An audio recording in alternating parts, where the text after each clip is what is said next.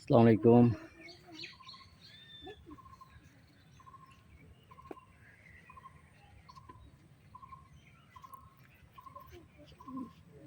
আসলে আজকের রাস্তার কাজ আসলে শেষ করার কথাই ভাবছিলাম। রাস্তায় বালুর কাজ শেষ করার কথাই ভাবছিলাম, কিন্তু আসলে সেটা হলো না। আসলে বালুর ডিস্টেন্সটা একটু দূরেই, ওয়েদারটা খারাপ থাকার কারণে দূরে হয়েছে, যার কারণে আসলে শেষ হয়নি আজকের, কালকের পর্যন্ত লাগবে। তো এখান থেকে বালুটা হয়ে কালকের একেবারে এই রাস্তাটা এটার সাথে এসে আর এদিক মোটামুটি সবই হয়েছে, এদিক কমপ্লিট হয়েছে।